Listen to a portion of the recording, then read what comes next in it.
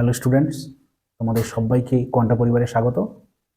দেখতে দেখতে ফেব্রুয়ারি মাস আসতে গেল, এখন ডিসেম্বর মাস। তো আর মাঝে প্রায় 2 মাস বাকি তোমাদের পরীক্ষা। এখন তোমাদেরকে পড়ার প্রতি অনেক দায়বদ্ধ হতে হবে এবং প্রচুর পরিমাণে প্র্যাকটিস করতে হবে। তো টেস্ট পেপার সব বেরিয়ে গেছে, সবাই টেস্ট পেপার কিনে নেবে। তোমরা বুঝতেই পারছো আজকে আমি টেস্ট পেপারের সলিউশন নিয়ে তোমাদের ভিডিও তৈরি করছি। আজকের যে পেজটা তৈরি করব সেটা হচ্ছে 143 physical science ABTA test paper. তো চলো আমরা এবিটিএ পেজটা খুলছি। দেখো, ABTA test paper 143 physical science. এখানে আমি যেটা শুরু করব, এখানে যা এমসিকিউ এবং এসএকিউগুলো আছে সেগুলো তোমাদেরকে সলিউশন করে দেবো এবং ম্যাথগুলো করে দেবো। তো চলো আমরা সলিউশনগুলো দেখে নিই। তো দেখো, 1.1 বিভাগ ক, প্রধান গ্রিনহাউস গ্যাসটি হলো সিএফসি কার্বন ডাইঅক্সাইড, CH4 অর্থাৎ মিথেন, আর ডি এর দাগের অপশান আছে নাইট্রাস অক্সাইড। তাহলে এটা কি হবে? এটা অবশ্যই হবে কার্বন ডাইঅক্সাইড। আমি এটাতে গোল করছি। এরপরে 1.2, কোন উষ্ণতায় গ্যাসের অণুগুলির গতিশক্তি শূন্য হয়? তাহলে কোন উষ্ণতায় শূন্য হবে? তোমরা জানো -273 ডিগ্রি সেন্টিগ্রেড উষ্ণতায় গ্যাসের চাপ ও আয়তন শূন্য হয়, অর্থাৎ গ্যাসের কোনো গতিশক্তি থাকে না। তাহলে -273 ডিগ্রি সেন্টিগ্রেড উষ্ণতা অর্থাৎ 0 কেলভিন উষ্ণতা। তাহলে এটা ডি এর দাগের অপশান হবে। 1.3 দেখো, একটি গ্যাসের বাষ্প ঘনত্ব 8, তাহলে 24 গ্রাম ভরের ওই গ্যাসের এসটিপিতে আয়তন কত? এটা তোমাদের আমি করে দিচ্ছি। বিভাগ ক,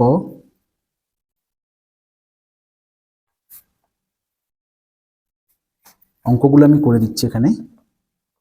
1.3 কি আছে? একটি গ্যাসের বাষ্প ঘনত্ব 8, তাহলে গ্যাসের বাষ্প ঘনত্ব যদি 8 হয় তাহলে আণবিক গুরুত্ব কত হবে?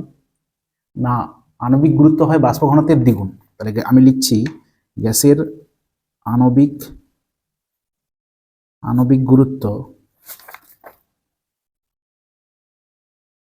কত হবে? না, 8 × 2, এটাকে সিম্বল ধরতে পারো, না ধরলেও কোনো নয়, সমান 16। এবার এখানে কি বলেছে দেখো, 24 গ্রাম ভরের ওই গ্যাসের এসটিপিতে আয়তন কত? তাহলে গ্যাসের আণবিক গুরুত্ব যদি 16 হয়, তাহলে 16 গ্রাম গ্যাসের এসটিপিতে আয়তন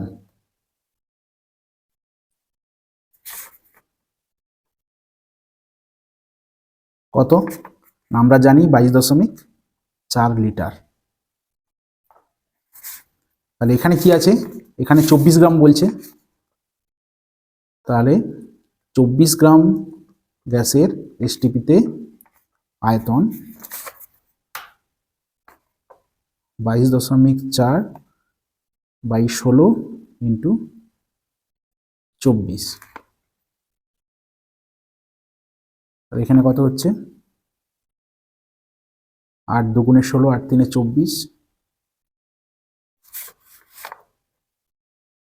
আর এটা হচ্ছে 11.2। তাহলে 11.2 এর সঙ্গে 3 গুণ করলে কত হবে? 3 × 2 = 6, 11 × 3 = 33, তাহলে 33.6 লিটার। তাহলে দেখো এখানে ডি এর দাগের অপশান আছে, তাহলে এটা আমি গোল করছি। এরপরে তোমরা এই যে আমি অঙ্কটা করে দিচ্ছি, এটা নোট ডাউন করে নেবে। আচ্ছা, আমি সাইডে রাখছি। এরপরে পরের কোশ্চেনে চলে যাচ্ছি। 1.4, তাপ পরিবাহিত সর্বাধিক কার ক্ষেত্রে? না, তোমরা করবে রূপো। 1.5 প্রতিসরাঙ্ক বিশিষ্ট কোনো মাধ্যমে আলোর বেগ কত? তোমরা জানো, আবার চলে যাচ্ছে এখানে অঙ্ক 1.5, অর্থাৎ যে অঙ্কগুলো আছে সেগুলো আমি আমার খাতাতে করে দিচ্ছি। তাহলে কি দেওয়া আছে তুমি আরেকবার আমি পড়ছি অঙ্কটা দেখো। 1.5 প্রতিসরাঙ্ক বিশিষ্ট কোনো মাধ্যমে আলোর বেগ কত? তাহলে শূন্য মাধ্যমে আলোর বেগ কত? শূন্য মাধ্যমে আলোর বেগ কত হয় না, সি এর মানটা হয় 3 × 10⁸ মিটার পার সেকেন্ড। কিন্তু এখানে যে উত্তরগুলো দেওয়া আছে দেখো সি আকারে দেওয়া আছে, তাহলে আমরা সি এর মানটা আর বসাবো না। তাহলে আমরা জানি কি না, যেহেতু মিউ সমান শূন্য মাধ্যমে আলোর বেগ অর্থাৎ সি, আর ওই মাধ্যমে আলোর বেগ এটাকে আমি ভি ধরে নিলাম, তাহলে ভি সমান সি বাই মিউ। সি এর মানটা আমি বসালাম না, সি আকারে রেখে দিলাম। আর মিউর মানটা কত দেওয়া আছে? 1.5। 1.5 মানে তোমরা জানো 3/2 হয়, তাহলে এটা হবে কত না 2c/3। দেখো এবার কত দাগে এই 1.5 উত্তরটা 2c/3 কত নম্বরে আছে? আচ্ছা 2c/3। দেখো আবার ডি এর দাগ, না ডি এর দাগ না, সরি এটা আছে, আমি কেটে দিচ্ছি, এটা সি এর দাগ। 2c/3 দেখেছো। এরপরে 1.6 বক্রতা বৃদ্ধিতে গোলীয় দর্পণের ফোকাস দৈর্ঘ্য কি হবে? আমি এখানে আবার দেখাচ্ছি, দেখো 1.6 কি না, গোলীয় দর্পণের বক্রতা ব্যাসার্ধ আর সমান কি হয়? 2f হয়। এখন দর্পণের যদি বক্রতা বৃদ্ধি করা হয় তাহলে কি হবে? ওর বক্রতা ব্যাসার্ধ কমে যাবে, অর্থাৎ ছোট হয়ে যাবে। তাহলে বক্রতা ব্যাসার্ধ যদি কমে যায়, মানে আর এর মানটা যদি কমে যায়, তাহলে কি হবে? এফ কমবে। তাহলে এখানে আমরা কি করব? 1.6-এ বক্রতা বৃদ্ধিতে গোলীয় দর্পণের ফোকাস দৈর্ঘ্য হ্রাস পায়, অর্থাৎ এর দাগ কমে যায়। এটা কিন্তু খেয়াল করে রাখবে, এখানে বক্রতা বৃদ্ধি করেছে, বক্রতা ব্যাসার্ধ কিন্তু বৃদ্ধি নয়। বক্রতা ব্যাসার্ধ বাড়লে গোলীয় দর্পণের ফোকাস দৈর্ঘ্য বাড়বে, কিন্তু এখানে বলেছে বক্রতা বৃদ্ধি। বক্রতা বৃদ্ধি মানে কি না, বেশি কার্ভেচার করা হয়েছে। বেশি যদি আমরা কার্ভেচার করি তাহলে কি হবে? ওর বক্রতা ব্যাসার্ধ হ্রাস পেয়ে যাবে। তাহলে দর্পণের বক্রতা যদি আমরা বাড়িয়ে দিই তাহলে ওর বক্রতা ব্যাসার্ধ কমে যায়, আর বক্রতা ব্যাসার্ধ কমে গেলে ফোকাস দৈর্ঘ্য কমে যাবে। কেন না, আমাদের সম্পর্কটা আমরা জানি আর সমান 2f বা f সমান r/2। তাহলে এটা 1.6 এর দাগ। এরপরে ভোল্ট ইন্টু কুলম্ব যে রাশির একক, সেটি কি হবে? তোমরা জানো 1.7 ডব্লিউ সমান কি হয়? QV। তাহলে এর একক ইউনিট হিসাবে যদি আমরা করি এসআই ইউনিট যদি ধরি, কি হচ্ছে না, কৃতকার্যের একক জুল সমান আধানের একক কুলম্ব, আর বিভবের একক কি হয়? ভোল্ট। তাহলে ভোল্ট ইন্টু কুলম্ব কোন ভৌত রাশির একক হচ্ছে? কৃতকার্য। তাহলে ভোল্ট ইন্টু কুলম্ব কোন ভৌত রাশির একক হচ্ছে? কৃতকার্য, অর্থাৎ ডব্লিউ। কেন? ভোল্ট ইন্টু কুলম্ব জুলের সঙ্গে সমান হচ্ছে। তাহলে এখানে আমরা দেখো কি আছে উত্তর, ডি এর দাগ, কার্য। 1.8-এ কি আছে? বাল্যচক্রে কোন তরল ব্যবহৃত হয়? তোমরা সবাই জানো যে পারদ ব্যবহার করা হয় বাল্যচক্রে। কেন? বাল্যচক্রের দাঁতগুলো কি হচ্ছে? পারদপূর্ণ গর্তে স্পর্শ করে, প্রত্যেকটা দাঁত স্পর্শ করে। আচ্ছা 1.9-এ চলে যাচ্ছি, বলছে 1 মেগা ইলেকট্রোভোল্ট কত নিউক্লিয়ার শক্তি? তাহলে এখানে শক্তিটা আমাদেরকে বের করতে হবে। তাহলে দেখো 1.9 1 মেগা ইলেকট্রোভোল্ট সমান কি হচ্ছে?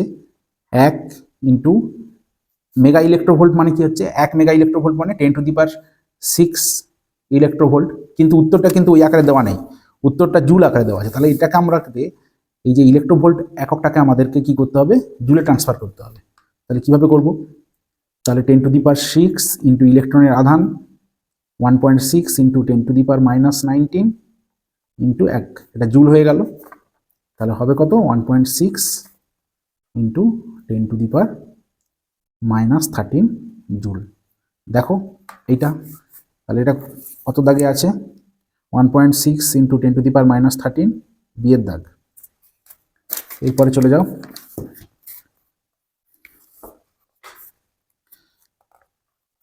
প্রথম পর্যায় ও তৃতীয় পর্যায়ে মৌলের সংখ্যার অন্তর কত? তোমরা জানো প্রথম পর্যায়ে দুটো মৌল আছে, দ্বিতীয় পর্যায়ে আছে 8টা, তৃতীয় পর্যায়ে আছে 8টা, তাহলে মোট কত হলো? 8 8 16, 2 18। তাহলে প্রথম পর্যায়ে আছে দুটো, আমি আরেকবার বলছি, প্রথম পর্যায়ে আছে দুটো মৌল, দ্বিতীয় পর্যায়ে আছে 8টি মৌল, আর তৃতীয় পর্যায়ে আছে 8টি মৌল। তাহলে প্রথম থেকে তৃতীয় পর্যায়ে মোট মৌলের সংখ্যা হচ্ছে 18টি। এবার প্রথম পর্যায়ে যেহেতু দুটো মৌল আছে, যদি আমরা ওটা ডিফারেন্স করি বা অন্তর করি, তাহলে দাঁড়াবে কত? 18 - 2 = 16। তাহলে এটা দেখো 1.10, এটা ডি এর দাগ 16। এরপরে 1.11, প্রদত্ত কোন যৌগটি আয়নীয় যৌগ নয়? তোমরা জানো যে সমস্ত ধাতব যৌগ হচ্ছে আয়নীয় যৌগ হয়, যেমন এটা সোডিয়াম ক্লোরাইড আয়নীয় যৌগ, সোডিয়াম হাইড্রাইড যেটা আছে এটা NaH, এটাও আয়নীয় যৌগ, ক্যালসিয়াম ক্লোরাইড এটাও আয়নীয় যৌগ, কারণ এগুলো সব ধাতব যৌগ। তাহলে হবে কি? জল। তাহলে আমি জলে গোল করছি, H2O, উত্তরটা হচ্ছে H2O। এরপরে 1.12, তড়িৎ বিশ্লেষণ প্রক্রিয়ায় ক্যাথোডে ঘটে কি? আমি যদি দেখাই আগে, আমাদেরকে তো বুঝতে হবে, শুধু উত্তর মুখস্থ করলে তো হবে না, আমাদেরকে বুঝতে হবে যে কিভাবে হচ্ছে। তাহলে এই দাগটা হচ্ছে কত? 1.12। 1.12, ধরো সোডিয়াম ক্লোরাইডের আমরা তড়িৎ বিশ্লেষণ করব, তাহলে ভেঙে যাবে, Na+ আর Cl-, এই দুটো আয়নে ভেঙে যাবে। তাহলে ক্যাথোডে কি হবে? আমি দেখাচ্ছি ক্যাথোডে কি হচ্ছে। ক্যাথোডে কি যাবে? ক্যাটায়নটা ক্যাথোডে যাবে, তাহলে Na+ আয়ন ও কি করবে? একটা ইলেকট্রন গ্রহণ করে সোডিয়াম পরমাণুতে পরিণত হবে। তাহলে এখানে ইলেকট্রন গ্রহণ হচ্ছে মানেই কি হচ্ছে? না, বিজারণ হচ্ছে। তাহলে 1.12 এর উত্তর হবে বিজারণ। দেখো কত দাগে আছে এটা। তাহলে তড়িৎ বিশ্লেষণ প্রক্রিয়ায় ক্যাথোডে ঘটে কি? বিজারণ, বিয়ের দাগ। এরপরে চলো 1.13, নেসলার বিকারকের সাহায্যে শনাক্ত করা যায় কোনটা? না, অ্যামোনিয়া নেসলার বিকারকের সাহায্যে শনাক্ত করা যায়। এরপর 1.14, কোন অ্যানায়নের উপস্থিতিতে লোহার উপর দ্রুত মরচে পড়ে? এটা অবশ্যই ক্লোরাইড অ্যানায়ন, অর্থাৎ Cl-, বিয়ের দাগের উত্তর। এরপরে বিভাগ কয়ের লাস্ট কোশ্চিন 1.15, এলপিজির প্রধান উপাদান অবশ্যই বিউটেন। দেখবে আমি যখন আমার গ্যাসের আচরণে পড়ানো হয়েছিল, বা আমি একটা প্র্যাকটিক্যাল দিয়েছিলাম, আমার যতদূর মনে পড়ছে, তাতে আমি সলিবিলিটি অফ গ্যাসের যে প্র্যাকটিক্যাল আমি তোমাদের দেখিয়েছিলাম বা আমার চ্যানেলে আপলোড করেছিলাম, সেখানে আমি বলেছিলাম যে এলপিজিতে প্রধান উপাদান থাকে বিউটেন। আচ্ছা, এরপরে চলো 2 দাগ, অর্থাৎ 2.1, বিভাগ খ, বায়ুমণ্ডলের কোন স্তরকে ক্রমহ্রাসমান উষ্ণতার স্তর বলা হয়? এটা হবে কি? না, ট্রপোস্ফিয়ার বা ক্ষুব্ধমণ্ডল। তোমরা একটু জেনে রাখবে, এটা লিখে রাখো, ট্রপোস্ফিয়ার, বা আচ্ছা আমি লিখে দিচ্ছি, এটা বিভাগ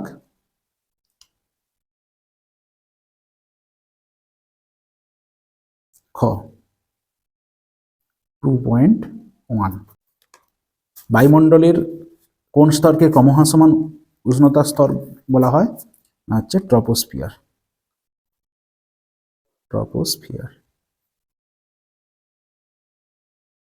বা ক্ষুব্ধমণ্ডল। কেন একে বলে? না, প্রতি কিলোমিটার উচ্চতা বৃদ্ধির সঙ্গে সঙ্গে প্রায় 6.5 ডিগ্রি সেন্টিগ্রেড উষ্ণতা হ্রাস পেতে থাকে, এটা একটু জেনে রাখো। আচ্ছা, এর অথবা কোশ্চিন আছে, না সরি, 2.1 এর কোনো অথবা নেই, 2.2 এর অথবা আছে। আচ্ছা, বায়ুমণ্ডলের শীতলতম অঞ্চলটির নাম লেখো। অঞ্চল বলতে এখানে স্তরের কথা বলা হয়েছে, এটা কি হবে? মেসোস্ফিয়ার। তাহলে 2.2 এর উত্তর হচ্ছে মেসোস্ফিয়ার।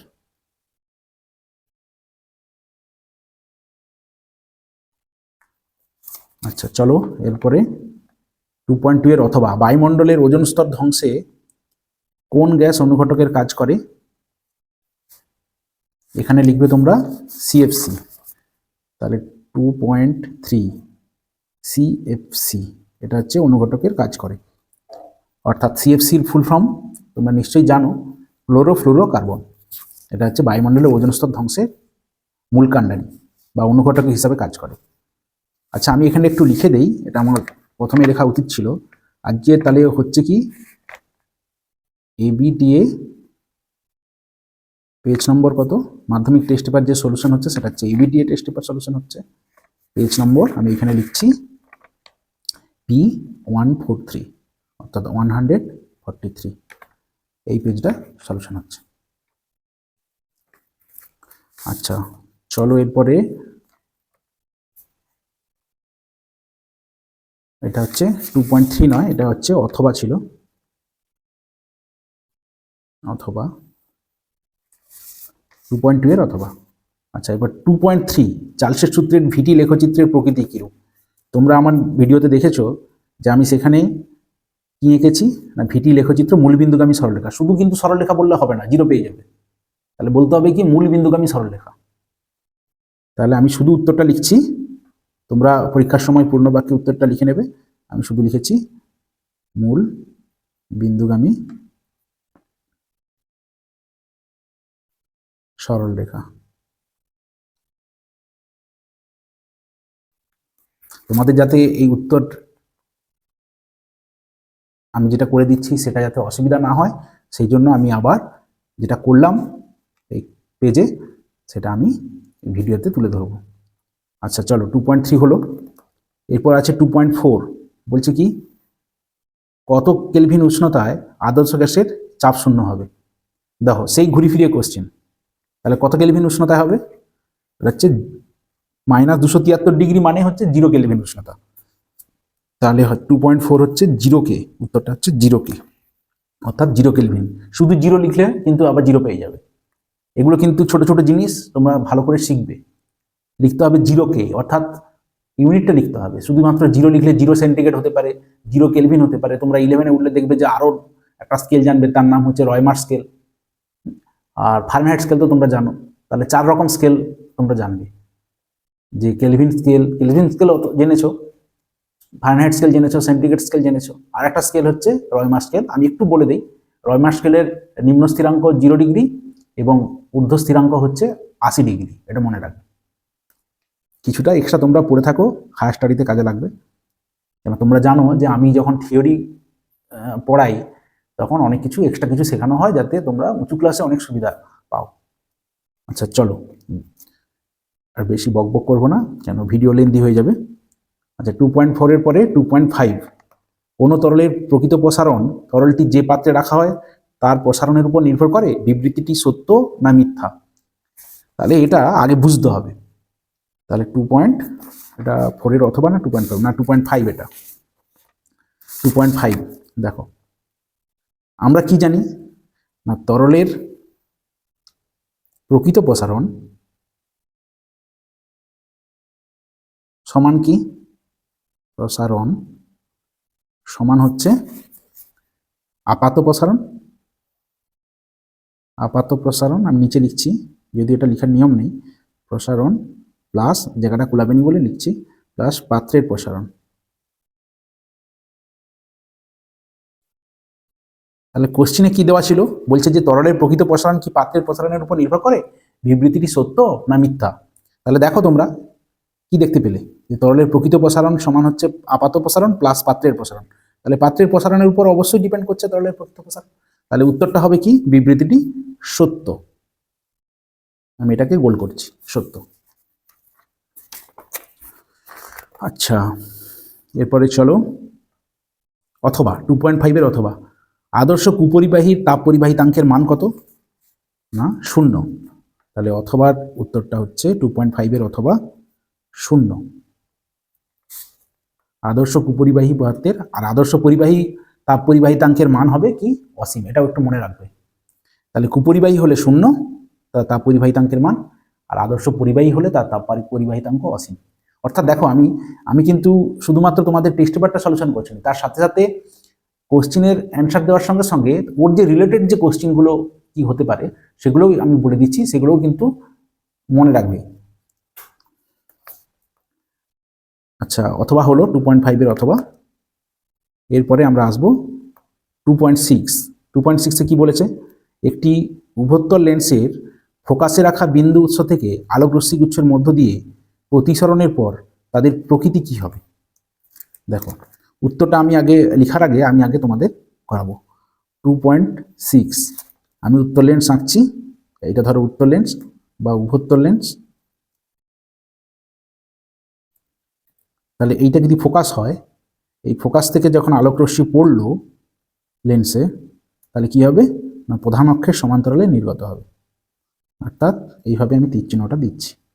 তাহলে উত্তরটা কি হবে? উত্তরটা হবে প্রতিসরণের পর তাদের প্রকৃতি কি হবে? তাদের প্রকৃতি সমান্তরাল সরলরেখা, বা প্রধান অক্ষের আরেকটু যদি স্পেসিফিক বলতে পারি আমরা বলবো প্রধান অক্ষের সমান্তরাল সরলরেখা। তাহলে লিখো প্রধান অক্ষের সমান্তরাল সরলরেখা।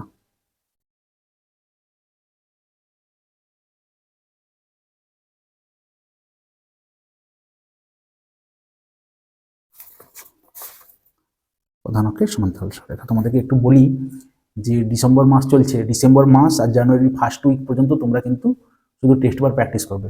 ঠিক পরীক্ষার 15-20 দিন আগে তোমরা আবার টেক্সট বইটাকে রিভাইজ করবে। আমি প্রত্যেকটা চ্যাপ্টার ধরে ধরে যেগুলো প্রবলেম বেস থিওরি সেগুলো এই চ্যানেলে আপলোড করব, তোমরা সেগুলো দেখবে এবং প্র্যাকটিস করবে। কেন পরীক্ষার সময় কিন্তু টেক্সট পেপার নিয়ে মাতামাতি করবে না। পরীক্ষার যদি কাছাকাছি চলে আসে তখন তোমরা আবার টেক্সটটাকে রিভাইজ করবে। এখন টেক্সট পেপার প্র্যাকটিস করো। জানুয়ারি মাসের মিডিল উইক থেকে যে 1 মাস থাকবে, ফেব্রুয়ারি মাসের পর্যন্ত তোমাদের পরীক্ষা শুরু হওয়ার আগে পর্যন্ত, তখন কিন্তু আবার প্রত্যেকটা সাবজেক্ট, আমি শুধুমাত্র ফিজিক্যাল সায়েন্স বলছি না, প্রত্যেকটা সাবজেক্ট টেক্সটটাকে আবার রিভাইজ করবে। ঠিক আছে, চলো তাহলে 2.6 হলো। এরপরে আমি যাচ্ছি 2.7। 2.7 বলছি একটি বস্তুর দৈর্ঘ্য 5 সেন্টিমিটার, রৈখিক বিবর্ধন 1.5 হলে প্রতিবিম্বের দৈর্ঘ্য কত হবে? তাহলে তোমরা জানো আমরা বিবর্ধনকে কি লিখি? বিবর্ধন সমান প্রতিবিম্বের দৈর্ঘ্য বাই বস্তুর দৈর্ঘ্য।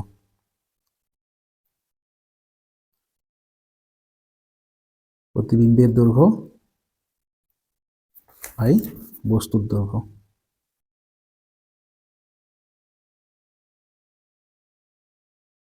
তাহলে অতএব প্রতিবিম্বের দৈর্ঘ্য সমান কি হচ্ছে? এটাকে এটাকে তোমরা হয়তো অনেকেই জানো যে প্রতিবিম্বের দৈর্ঘ্যকে আই দিয়ে প্রকাশ করা হয়, আর বস্তুর দৈর্ঘ্যকে ও দিয়ে প্রকাশ করা হয়, আর বিবর্ধনকে এম লিখে প্রকাশ করা হয়। এম এম ছোট হাতের এম লিখে প্রকাশ করা হয়। তাহলে প্রতিবিম্বের দৈর্ঘ্য চেয়েছে, তাহলে প্রতিবিম্বের দৈর্ঘ্য সমান কি হচ্ছে, আমি আর ভাষায় লিখছি না, তাহলে এম ইন্টু ও। এটা কিন্তু জিরো নয়, আমি আবারও বলছি এটা কিন্তু জিরো নয়, এটা ও অর্থাৎ বস্তুর দৈর্ঘ্য। তাহলে এখানে এবার দেখো কার কার মান দেওয়া আছে। বস্তুর দৈর্ঘ্যের মান দেওয়া আছে 5 সেন্টিমিটার, আর রৈখিক বিবর্ধন দেওয়া আছে 1.5। তাহলে বিবর্ধন 1.5 আর এটা 5, তাহলে কত হবে 7.5 সেন্টিমিটার। এই কমপ্লিট উত্তরটা কিন্তু তোমরা লিখবে, এখানে কিন্তু ইউনিট না দিলে আবার নাম্বার কাটবে। এই ছোট ছোট জিনিসগুলো কিন্তু তোমাদেরকে খেয়াল করতে হবে। ফিজিক্যাল সায়েন্সে 90-এর উপরে পেতে গেলে একদম নির্ভুল হতে হবে। কোনো টিচার যাতে লাল কালি দিয়ে আন্ডারলাইন করতে না পারে বা গোল করতে না পারে, সে ব্যাপারে তোমাদেরকে সচেতন হতে হবে। আচ্ছা 2.7 হলো। এরপরে আমরা আসবো 2.8। 2.8 কি আছে? একটি আদর্শ ভোল্টমিটারের রোধ কত হওয়া উচিত? আদর্শ ভোল্টমিটারের রোধ অসীম হওয়া উচিত। অসীম, অসীম চিহ্নটা আমি তোমাদেরকে দেখে দিই, এটা হচ্ছে ইনফিনিটিভ চিহ্ন। অসীম হওয়া উচিত। আর আদর্শ যদি অ্যামমিটার হয়, পাশাপাশি আমি আর একটা কোশ্চিন বলে দিচ্ছি।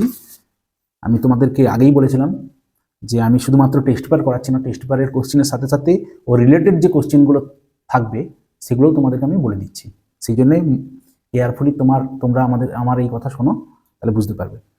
তাহলে আদর্শ অ্যামমিটারের রোধ কত হবে? এখানে দেওয়া আছে ভোল্টমিটার। ভোল্টমিটার তোমরা জানলে যে অসীম হয়, কেন ভোল্টমিটারকে বর্তনীতে কোন সমবায়ে যুক্ত করা হয়? ভোল্টমিটারের সাহায্যে আমরা বিভব প্রভেদ পরিমাপ করি, তাই কি করা হয় না ভোল্টমিটার বর্তনীতে সমান্তরাল সমবায়ে যুক্ত করা হয়। অপরদিকে অ্যামমিটার অর্থাৎ যার সাহায্যে আমরা প্রবাহ পরিমাপ করব, সেটা যেহেতু বর্তনীর সঙ্গে শ্রেণী সমবায়ে যুক্ত করা হয়, তার রোধটাকে কিন্তু শূন্য হতে হবে। তাহলে আদর্শ অ্যামমিটারের রোধ শূন্য হওয়া দরকার। তাহলে 2.8 হলো। এরপরে চলো 2.9। আবিষ্ট তড়িৎচালক বলের অভিমুখ কোন সূত্র থেকে পাওয়া যায়? তাহলে 2.9 এটা হচ্ছে লেঞ্জের সূত্র। আমি লিখতে লিখতে তোমাদেরকে বলি তোমরা জানো যে ফ্যারাডের সূত্রের সাহায্যে আবিষ্ট তড়িৎচালক বলের মান পাওয়া গেলেও ফ্যারাডে কিন্তু ওই আবিষ্ট তড়িৎচালক বলের অভিমুখ কোন দিকে হবে সেটা ব্যাখ্যা করতে পারেনি। তখন লেন্জ কি করেছে না ওই আবিষ্ট তড়িৎচালক বলের অভিমুখটাকে ব্যাখ্যা করেছে। যাই হোক, এখানে উত্তরটা হবে লেন্জের সূত্র। 2.9 হলো 2.10 কোন তেজস্ক্রিয় রশ্মি নির্গমন পরমাণু ক্রমাঙ্ক অপরিবর্তিত থাকে। তাহলে 2.10 তোমরা জানো যে গামা রশ্মি যদি কোনো তেজস্ক্রিয় পরমাণু থেকে 3 ধরনের রশ্মি নির্গত হয়। এটা কে বলেছিল না রাদারফোর্ড দেখিয়েছিল। আলফা, বিটা এবং গামা রশ্মি নির্গত হয়। আলফা রশ্মি নির্গমনের জন্য কি হয়, পরমাণু ক্রমাঙ্ক 2 একক কমে যায় আর ভর সংখ্যা কমে 4 একক। আর বিটা রশ্মি নির্গমনের জন্য কি হয়, পরমাণু ক্রমাঙ্ক 1 একক বেড়ে যায় কিন্তু ভর সংখ্যার কোনো পরিবর্তন হয় না। অপরদিকে গামা রশ্মি যখন নির্গত হবে ওই তেজস্ক্রিয় নিউক্লিয়াস থেকে, তখন কি হবে, ওর পরমাণু ক্রমাঙ্ক অ্যাজ ওয়েল অ্যাজ ভর সংখ্যার কোনো পরিবর্তন হবে না। তাহলে উত্তরটা কি হবে, গামা রে, গামা রে বা গামা রশ্মি লিখতে পারো। এর অথবা আছে 2.10 নিউক্লিয় রিয়েক্টরে কোন শক্তি কোন শক্তিতে রূপান্তরিত হয়। এটা খুবই সহজ অথবাটা। এটা হচ্ছে নিউক্লিয়ার শক্তি থেকে বা নিউক্লিয়ার এনার্জি থেকে ইলেকট্রিক এনার্জি। নিউক্লিয়ার শক্তি থেকে, আচ্ছা থেকে আমি লিখতেছি ভাষাতে, আমি ভাবছিলাম হাইপেন টেনে দেবো, যাই হোক আমি ভাষাতে লিখছি। নিউক্লিয়ার শক্তি থেকে তড়িৎ শক্তি, তড়িৎ শক্তি। এরপরে দেখো ছকটা আমি এই টেস্ট পেপারেই আমি দাগ দিয়ে দিচ্ছি। ক্ষার ধাতু, ক্ষার ধাতু কি না সোডিয়াম। তাহলে আমি এখানে এটা 2.11 1 আছে বলে আমি এটাকে 1 করছি। ক্ষার ধাতু হচ্ছে সোডিয়াম। আয়রনের সংকর ধাতু, আয়রনের সংকর ধাতু কি হচ্ছে, ইনভারে থাকে, তাহলে এটা 2। নিক্টোজেন, নিক্টোজেন মৌল কি না শ্বাসরোধকারী মৌল। কোনগুলো, নাইট্রোজেন শ্বাসরোধকারী মৌল, এটা 3। যেটা পড়ে থাকলো বিমান কাঠামো তৈরিতে ব্যবহার করা হয় ডুরালুমিন, এটা হলো। এরপরে 2.12, 2.12তে কি আছে, একটি ধাতব মৌল এম একটি আয়নীয় যৌগ MCl3 গঠন করে। এম ধাতুর যোজ্যতা কক্ষে কটি ইলেকট্রন আছে। তাহলে MCl3 একে যদি আমরা আয়নে ভাঙি তাহলে কি হবে না M3 plus plus 3Cl minus, অর্থাৎ M3 প্লাস কি করছে না 3টে ইলেকট্রন গ্রহণ করে এম ধাতুতে পরিণত হচ্ছে। ঘুরিয়ে বলতে পারি যে এম ধাতু 3টে ইলেকট্রন বর্জন করায় ও হচ্ছে M3 প্লাসে পরিণত হয়েছে। তাহলে সবসময় এই M3 প্লাসে ইলেকট্রন সংখ্যা কি হবে না এম এর তুলনায় 3টে কম থাকবে। অর্থাৎ এম ধাতুর যোজ্যতা কত না এম ধাতুর যোজ্যতা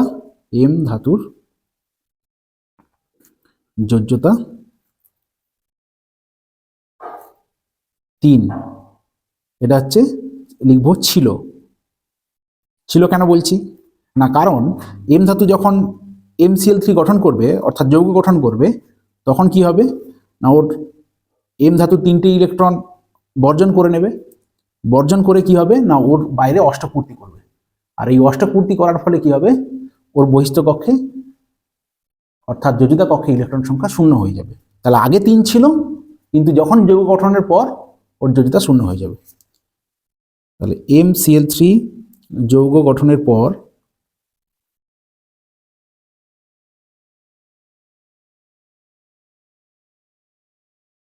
এম ধাতুর যোজ্যতা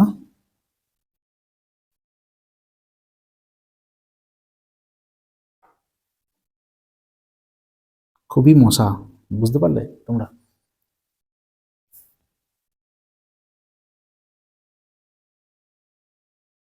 শূন্য হয়ে যাবে। তাহলে এটা দুরকম উত্তর হবে যে প্রথমে এম ধাতুর যোজ্যতা 3 ছিল কিন্তু যখন যৌগ গঠন করবে তখন যেহেতু ও 3টে ইলেকট্রন বর্জন করে দেবে দিয়ে ক্যাটায়নে পরিণত হচ্ছে, তার ফলে ওর অষ্টক-পূর্তি হবে, মানে অর্থাৎ বহিস্থ কক্ষে 8টা ইলেকট্রন হবে, অর্থাৎ 0 যোজি হয়ে যাবে। আচ্ছা, এরপরে কি আছে না 2.13 জলের তড়িৎ বিশ্লেষণে আমরা যদি 2.13-তে দেখি, একই রকম জলকে যদি তড়িৎ বিশ্লেষণ ঘটাই তাহলে কি হবে না H plus plus OH minus ion উৎপন্ন হবে। ক্যাথোড বিক্রিয়াটা যদি দেখাই, ক্যাথোড H প্লাস আয়ন একটা ইলেকট্রন গ্রহণ করে পরমাণুতে পরিণত হবে। এইভাবে দুটো হাইড্রোজেন পরমাণু যুক্ত হয়ে হাইড্রোজেন গ্যাস উৎপন্ন করবে। এটা গেল ক্যাথোড বিক্রিয়া। অপরদিকে অ্যানোডে কি হবে? অ্যানোড বিক্রিয়াতে ওই যে হাইড্রোক্সিল আয়ন ছিল ও কি করবে না একটা ইলেকট্রন বর্জন করে হাইড্রোক্সিল মূলকে পরিণত হবে। এরূপ 4টে হাইড্রোক্সিল মূলক যুক্ত হয়ে গিয়ে দু অণু জল এবং 1 অণু অক্সিজেন উৎপন্ন হবে। তাহলে এখানে কি হবে না এখানে হাইড্রোজেনও 1 অণু আর অক্সিজেনও 1 অণু। তাহলে অ্যানোডে যদি 10 ml O2 জমা হয় তাহলে ক্যাথোডে 10 ml হাইড্রোজেন জমা হবে। তাহলে এটা উত্তর হবে 10 ml H2। এটা এরপরে 2.15 কি হাইড্রোক্লোরিক অ্যাসিডে সিক্ত কাঁচদণ্ড কোন গ্যাসের সংস্পর্শে সাদা ধোঁয়ার সৃষ্টি করে। তোমরা জানো এটা যে হাইড্রোক্লোরিক অ্যাসিড অ্যামোনিয়া গ্যাসের সংস্পর্শে সাদা ধোঁয়া উৎপন্ন করবে। আমি যদি বিক্রিয়াটা দেখাই, অ্যামোনিয়ার সঙ্গে HCl বিক্রিয়া করে অ্যামোনিয়াম ক্লোরাইডের সাদা ধোঁয়া উৎপন্ন করে, NH4Cl। এটা হচ্ছে সাদা ধোঁয়া। তার এখানে যৌগটা কি অর্থাৎ গ্যাসটার নাম কি না অ্যামোনিয়া। এটা হচ্ছে উত্তর, অ্যামোনিয়া।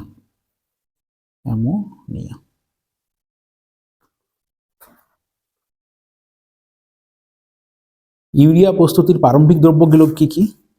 2.16 না অ্যামোনিয়াম সালফেট, যার সংকেত হচ্ছে NH4 SO4। সংকেতটাও তোমরা কিন্তু মনে রাখবে। এটা হচ্ছে অ্যামোনিয়াম সালফেট, রাসায়নিক নাম অ্যামোনিয়াম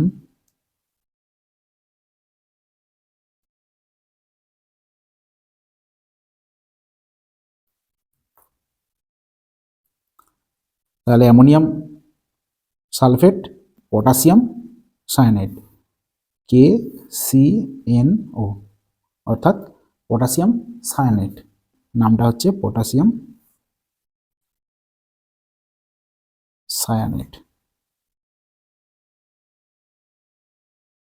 এটা গেল। এরপরে যেটা আছে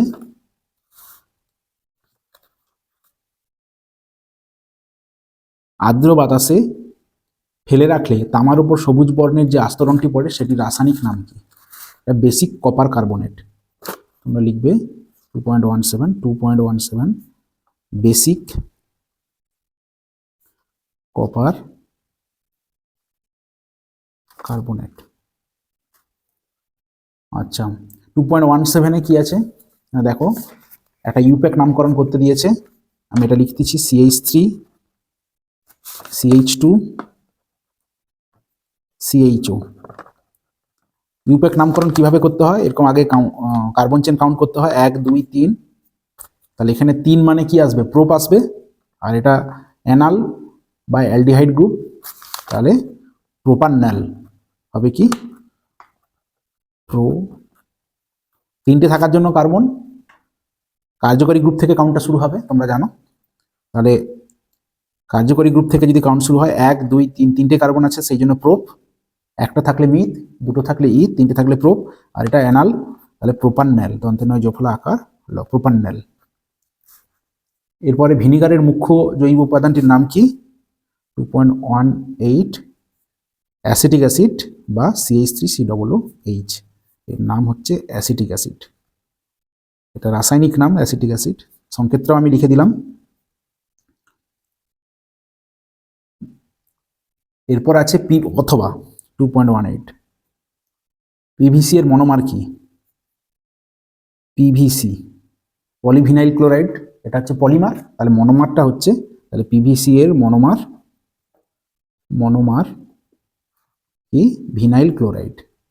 ভিনাইল ক্লোরাইড।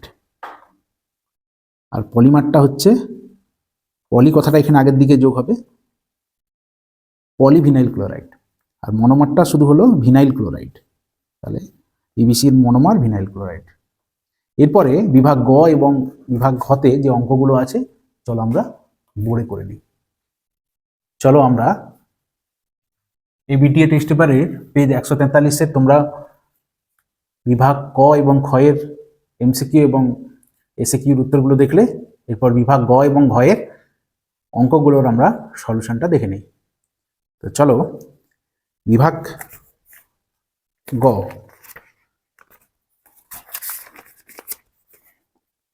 দেখো 3.2 আমি এখানে লিখছি বিভাগ গ 3.2, এই দাগের সলিউশনটা আমরা দেখছি। আচ্ছা, আমার স্ক্রিনে কোশ্চেনটা আসবে, অর্থাৎ অঙ্কগুলো আসবে, তোমরা দেখে নেবে, আমি আর অঙ্কটা তুলছি না। দেখো 3.2-তে অঙ্ক যেটা দিয়েছে যে স্থির উষ্ণতা একটি গ্যাসের আয়তন 200 সিসি, চাপ হ্রাস করে প্রাথমিক চাপের অর্ধেক করলে এর আয়তন কত হবে। অর্থাৎ অন্তিম আয়তনটা চেয়েছে, উষ্ণতাকে স্থির রাখছে। তোমরা জানো যে উষ্ণতা স্থির থাকলে বয়েলের সূত্র অনুযায়ী P1 V1 সমান P2 V2। তাহলে আমরা চলো ওই সূত্র লাগিয়ে দিই। তাহলে এখানে কি আছে, গ্যাসের প্রাথমিক আয়তন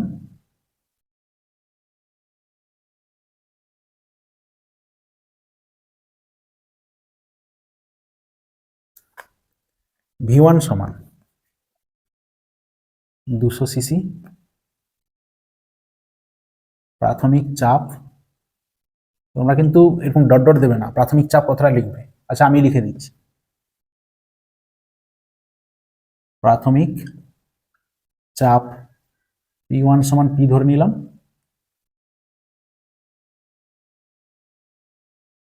অন্তিম চাপ P2 সমান P/2, অন্তিম আয়তনটা বের করতে হবে।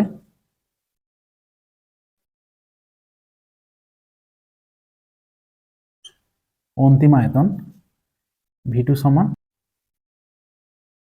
অন্তিম আয়তন V2টাকে আমরা জিজ্ঞাসা চিহ্ন ধরলাম। উষ্ণতা স্থির থাকলে, উষ্ণতা স্থির থাকলে কি হবে না, P1 V1 সমান P2 V2 और V2 সমান P1 V1 বাই P2। দেখো P1 এর মান কি, P ধরে নিলাম, বা P1 কে Pও তোমরা লিখতে পারো, আমি এখানে P ধরেছি। V1টা 200, P2টা হচ্ছে P/2। তাহলে V2-র মান কত হচ্ছে, এই দুইটা উপরে উঠে যাবে, তাহলে V2 সমান 400 সিসি। এবার উত্তর লিখবে, অতএব গ্যাসটির আয়তন, গ্যাসটির আয়তন 400 সিসি। এরপরে চলো পরের প্রবলেম। দেওয়া আছে এর অথবা 25 ডিগ্রি সেন্টিগ্রেড উষ্ণতায় 750 মিলিমিটার Hg পারদ চাপে 0.324 গ্রাম গ্যাসের আয়তন 280 সিসি হলে গ্যাসটির আণবিক গুরুত্ব কত। তাহলে তোমরা দেখতে পাচ্ছ এখানে চাপ দেওয়া আছে, উষ্ণতা দেওয়া আছে, আয়তন দেওয়া আছে, গ্যাসের ভর দেওয়া আছে, গ্যাসের আণবিক গুরুত্ব বের করতে হবে। তাহলে এখানে আমরা কি করব না, এন মোল গ্যাসের ক্ষেত্রে আদর্শ গ্যাসের সমীকরণটা লাগাবো। তাহলে চলো এটা আমি মুছছি।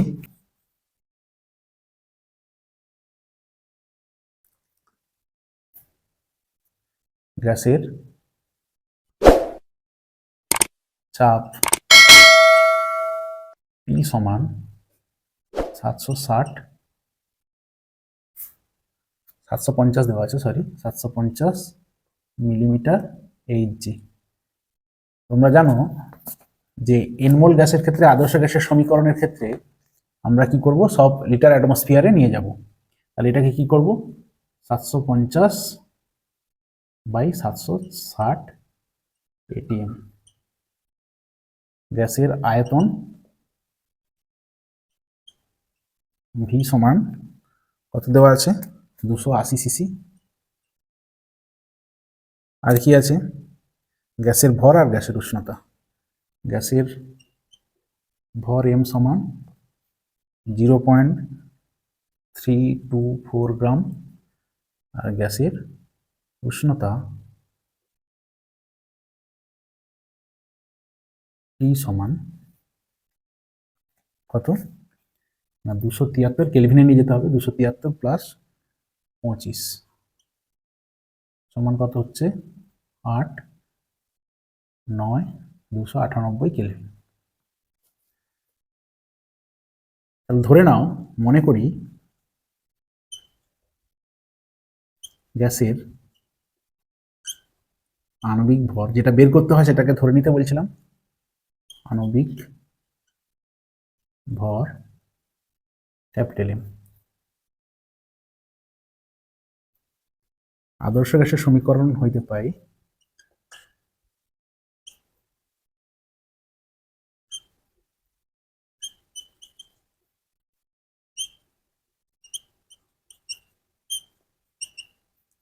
কি হবে না পিভি সমান, আচ্ছা পিভি সমান এন আর টি, আর পিভি সমান এন এর জায়গায় আমরা কি করব, এনটা মূল সংখ্যা, গ্যাসের ভর বাই গ্যাসের আণবিক ভর ইন্টু আর টি। তাহলে এম সমান M R T by PV. এবার মান বসাচ্ছি, এম এর মান 0.324, আর আর এর মান লিটার অ্যাটমসফিয়ার এককে 0.082, আর এর মানটা আমি তবু এখানে লিখে দিচ্ছি, আর সমান হয় কত না 0.082 লিটার অ্যাটমসফিয়ার পার মোল পার কেলভিন। এইটা তোমরা মনে রাখবে। আর টি এর মান 298, পি এর মান কত হচ্ছে না 750/760।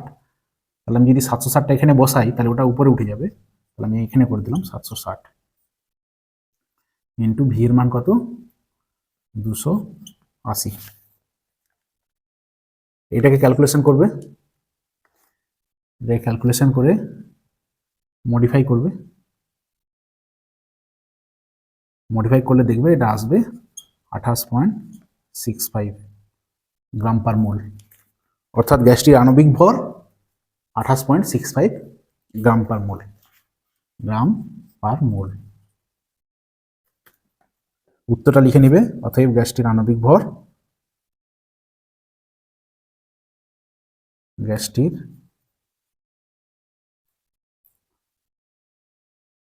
আণবিক ভর 28.65 গ্রাম পার মোল। তাহলে চলো 3.4 বিভাগ গয়ের অঙ্কটা আমরা দেখে নিই। 220 ভোল্ট 60 ওয়াট ও 110 ভোল্ট 60 ওয়াট বৈদ্যুতিক বাতি দুটি রোধের অনুপাত নির্ণয় করো। তাহলে চলো 3.4 লিখব, 220 ভোল্ট 60 ওয়াট বাতির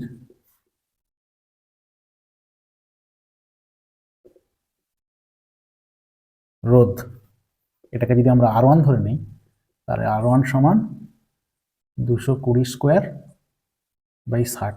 কোন সূত্র থেকে আসছে না আর সমান হয় ভি স্কোয়ার বাই পি, এই সূত্র থেকে। আর 110 ভোল্ট 60 ওয়াট বাতির রোধ, 110 ভোল্ট 60 ওয়াট বাতির রোধ R2 সমান কি হবে না ওই একই রকম 110 স্কোয়ার বাই 60। এখানে ওহম চিহ্ন দিতে পারো, এখানে রোধের একক ওহম। চেয়েছে কি অতএব বাতি দুটির রোধের অনুপাত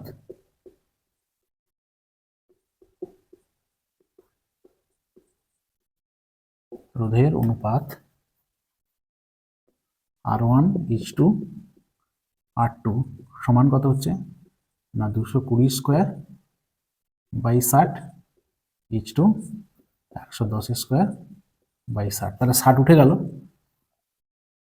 আর এখানে দুটো শূন্য উঠে যাবে, এখানে দুটো শূন্য উঠে যাবে, তাহলে থাকবে কি 22 ইন্টু 22 ইজ টু 11 ইন্টু 11, অর্থাৎ দুটো করে শূন্য এবং নিচের যে 60 আছে সেটা তুলে দিলাম। তাহলে 11 দুগুণে 22 2 দিয়ে যদি করি তাহলে 2 ইন্টু 2, আর এখানে থাকবে 1, তাহলে 4:1। এটাই হচ্ছে বাতি দুটির রোধের অনুপাত। এরপরে চলে যাও বিভাগ ঘ।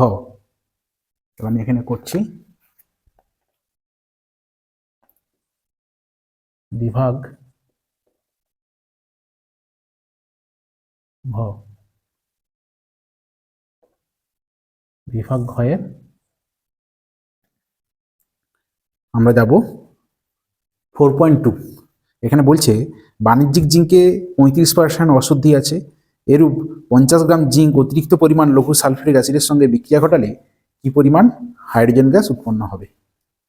তবে চলো দাগ নম্বর 4.2। তাহলে বাণিজ্যিক জিঙ্কে অশুদ্ধি আছে কত, তাহলে লিখো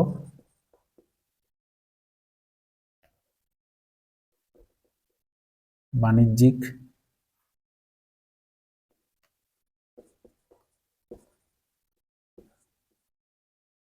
জিঙ্কে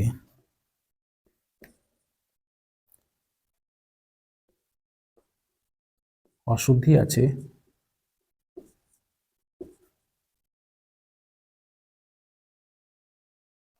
কত 35%।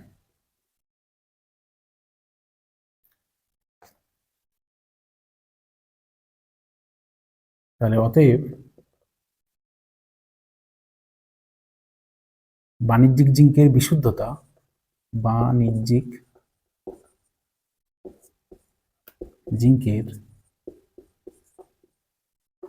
বিশুদ্ধতা কত,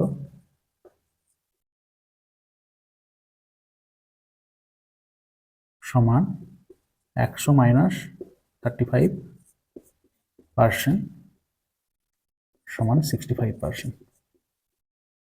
অর্থাৎ 100 গ্রাম জিঙ্কে বিশুদ্ধ জিঙ্কের পরিমাণ 65 গ্রাম। তাহলে আমরা লিখব 100 গ্রাম বাণিজ্যিক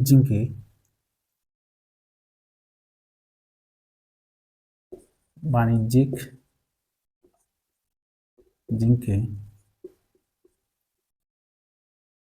বিশুদ্ধ জিঙ্ক আছে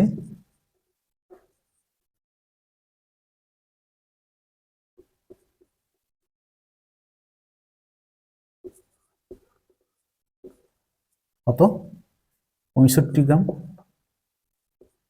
65% অর্থ কি 100 গ্রামের মধ্যে 65 গ্রাম বিশুদ্ধতা। তাহলে 50 গ্রাম বাণিজ্যিক জিঙ্কে বিশুদ্ধ জিঙ্ক আছে কত হবে না 65 ইন্টু 50 বাই 100 সমান 50 দুগুণে 100, আর এটা কাটাকাটি করলে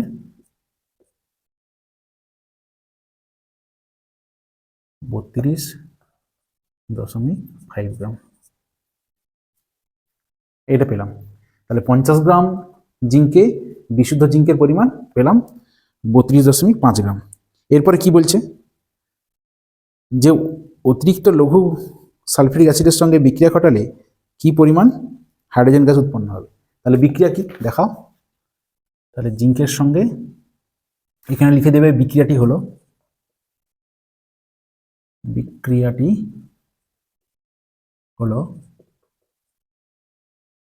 জিঙ্ক প্লাস লঘু H2SO4 সমান zinc sulphate plus hydrogen gas. আমাদের লাগবে কি জিঙ্কের পারমাণবিক ভর দেওয়া আছে 65 আর হাইড্রোজেন 1 × 2 = 2। তাহলে 65 গ্রাম জিঙ্ক লঘু সালফিউরিক অ্যাসিডের সঙ্গে বিক্রিয়া করে 2 গ্রাম হাইড্রোজেন গ্যাস উৎপন্ন করে। এখানে উত্তর চেয়েছে হাইড্রোজেনের পরিমাণ, তাই ওটাকে ডান দিকে রাখতে হবে। তাহলে আমরা লিখব কি 65 গ্রাম জিঙ্ক লঘু H2SO4 এর সঙ্গে বিক্রিয়া করে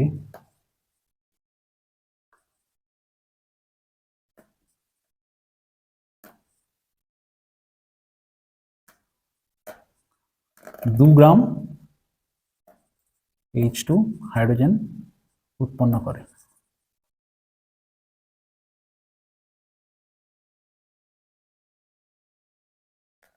তাহলে 1 গ্রাম জিঙ্ক লঘু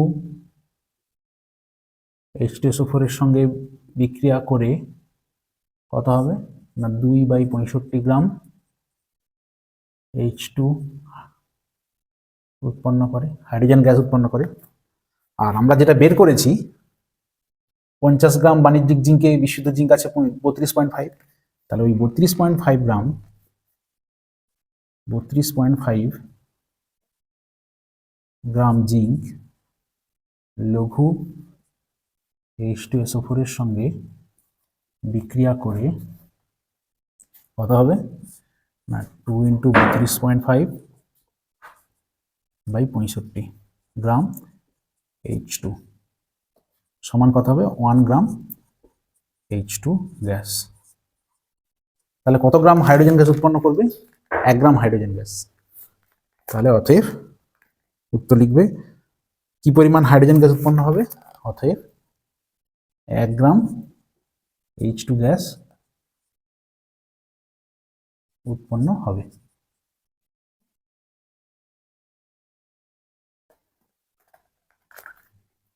আচ্ছা, এরপরে 4.2 এর দাগে অথবা আছে, তো ওই অথবা অঙ্কটা আমি একবার পড়ছি, তারপরে আমি অঙ্কের সলিউশনটা দেখাবো তোমাদের বোর্ডে। সালফিউরিক অ্যাসিড ও সোডিয়াম হাইড্রোক্সাইডের বিক্রিয়ায় রাসায়নিক সমীকরণ দেওয়া আছে। এখানে একটু অঙ্কটা ভুল দেওয়া আছে, ওখানে 4.9 গ্রাম হবে। 4.9 গ্রাম গ্যাস সালফিউরিক অ্যাসিডের সঙ্গে, ওটা গ্যাস হবে না, 4.9 গ্রাম সালফিউরিক অ্যাসিডের সঙ্গে সম্পূর্ণরূপে বিক্রিয়া করার জন্য কত গ্রাম সোডিয়াম হাইড্রোক্সাইড প্রয়োজন। চলো অঙ্কের সলিউশনটা আমরা দেখে নিই। তাহলে কি আছে 4.2 অথবা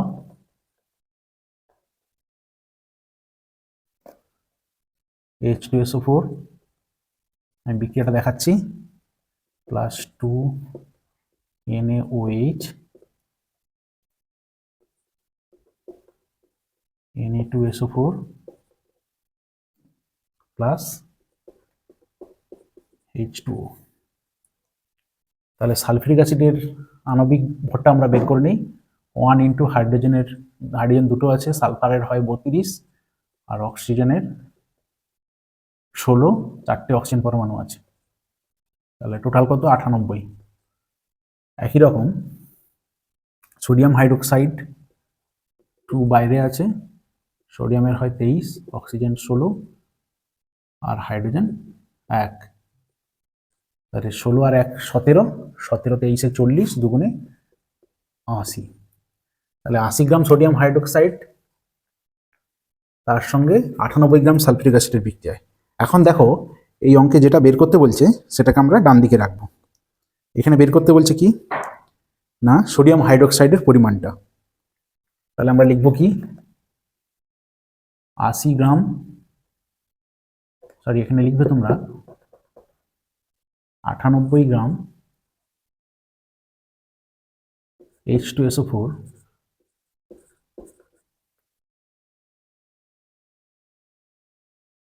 সোডিয়াম হাইড্রোক্সাইডের সঙ্গে বিক্রিয়া করে NaOH এর সাথে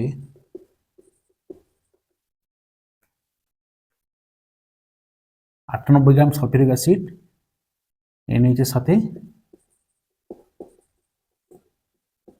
বিক্রিয়া করে কত গ্রাম না 80 গ্রাম।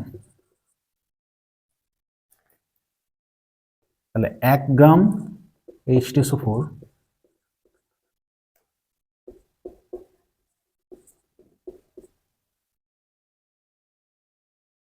NaOH এর সাথে বিক্রিয়া করে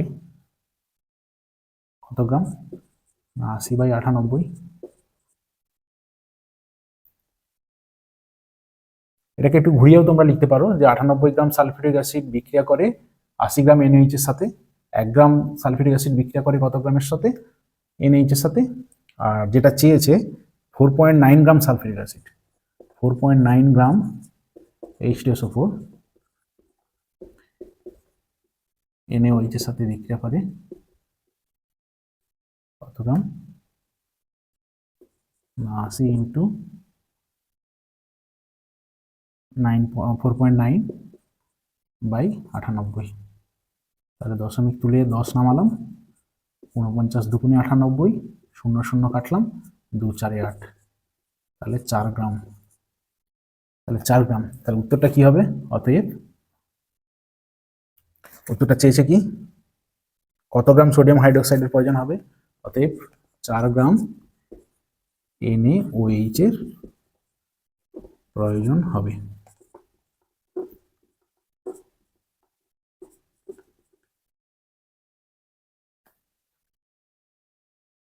এটা হয়ে গেল। এরপরে 4.4 বলছে বায়ুতে আলোর বেগ দেওয়া আছে, হীরকের মধ্যে আলোর বেগ এত হলে হীরকের প্রতিসরাঙ্ক কত? তাহলে আমি বলেছিলাম অঙ্ক করার নিয়ম, আগে ডেটা তুলবো, তারপরে ফর্মুলাতে বসিয়ে অজ্ঞাত মানটা বের করব। চলো আমরা দেখে নিই। 4.4 কি আছে? বায়ুতে আলোর বেগ, আমি উপরটা মুছছি না,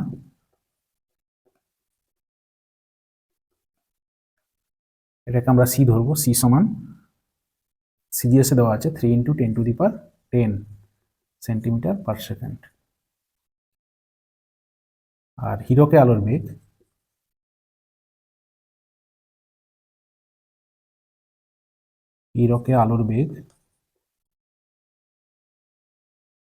এটাকে আমরা ভি ধরে নেব।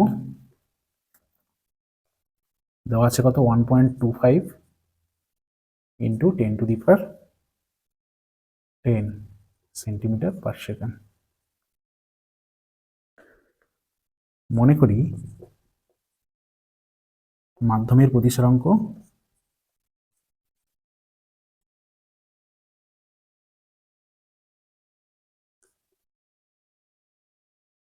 মিউ।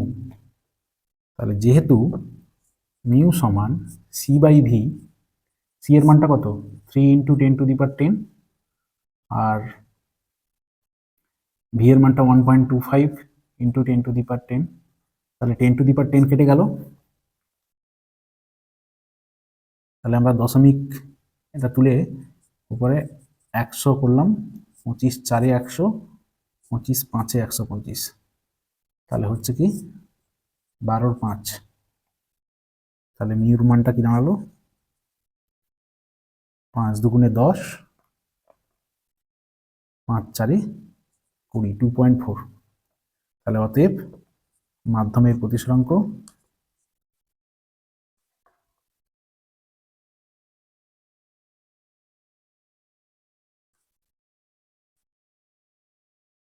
টু 2.4। তাহলে মাধ্যমের প্রতিসরাঙ্ক বেরোলো কি? 2.4। আচ্ছা, মাধ্যম না লিখে এটা হীরকের লিখে দেবে। এটা আমি এটা কেটে দিচ্ছি, এটা অতএব হীরকের লিখে দিবে। এটা হীরকের প্রতিসরাঙ্ক 2.4। আচ্ছা, 4.7 এর তাহলে কি হচ্ছে? বলছে একটি ইলেকট্রনের আধানের মান 1.6 × 10⁻−19 কুলম্ব। কোনো পরিবাহীর মধ্য দিয়ে 3.2 অ্যাম্পিয়ার তড়িৎ প্রবাহ চললে ওর প্রস্থচ্ছেদের মধ্য দিয়ে 1 সেকেন্ডে অতিক্রান্ত ইলেকট্রনের সংখ্যা চেয়েছে, নির্ণয় করো। তাহলে আগে ডেটাগুলো তুলে নিই আমরা। তাহলে তড়িৎ প্রবাহ মাত্রা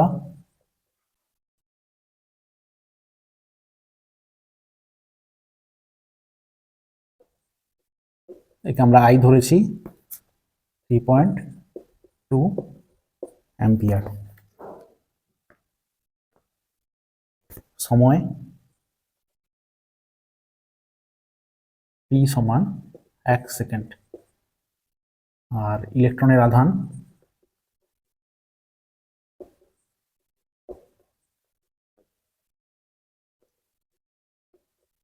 ই সমান, যদিও -1.6 হয়, কিন্তু তোমরা এখানে মাইনাস ধরার দরকার নেই, 1.6 ইন্টু 10⁻⁻19 কুলম।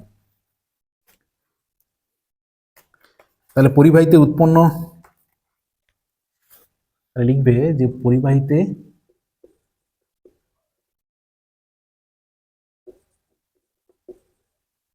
সৃষ্ট আধান, কত আধান সৃষ্ট হলো? কিউ সমান আই ইন্টু টি। আই এর মান 3.2, টি এর মান 1, তাহলে 3.2 কুলম। এরপর চেয়েছে ইলেকট্রনের সংখ্যা, তাহলে অতএব ইলেকট্রনের সংখ্যা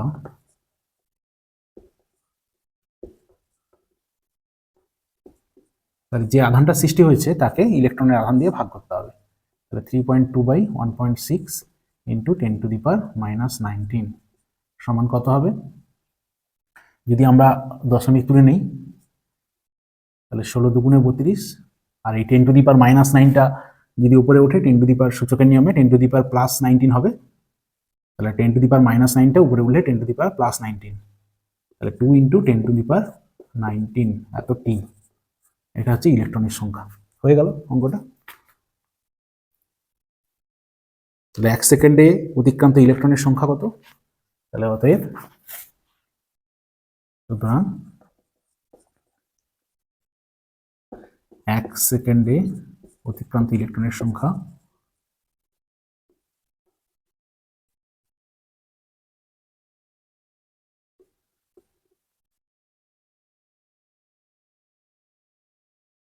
টু ইন্টু 10⁻19 এত টি। এরপরে চলো এই 4.7 অথবার একটা অঙ্ক আছে, এটাই তোমাদের এই পেজের লাস্ট অঙ্ক।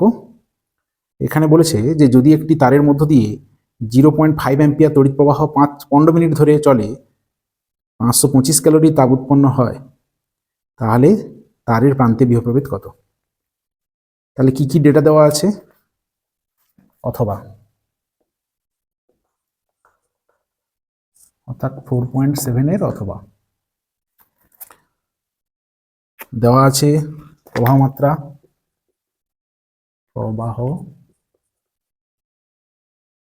মাত্রা আই সমান, সবসময় ডেটা ধরে তুলবে, আই সমান 0.5 অ্যাম্পিয়ার, সময় টি সমান 15 মিনিট, এটাকে সেকেন্ড করে নিতে হবে, তাহলে 15 ইন্টু 60 সমান 900 সেকেন্ড। উৎপন্ন তাপ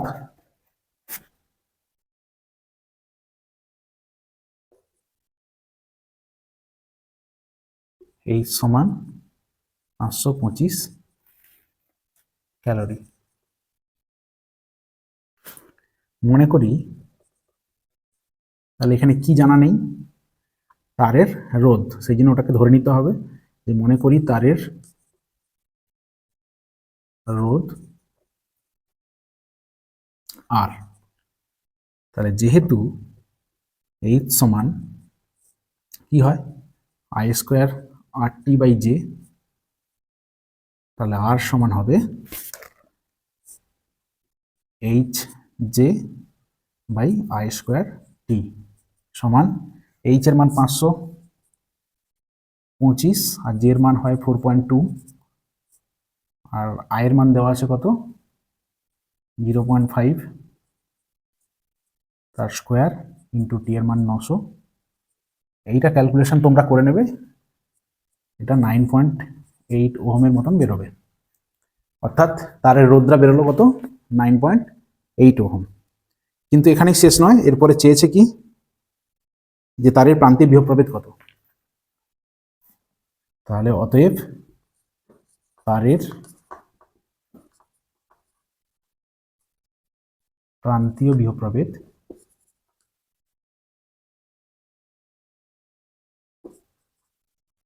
ভি সমান কি হয় আমরা জানি আই আর, তাহলে আই এর মান দেখো 0.5 আর আর এর মান পেয়েছি কত 9.8 সমান 4.9 এত ভোল্ট, এটা পেলাম।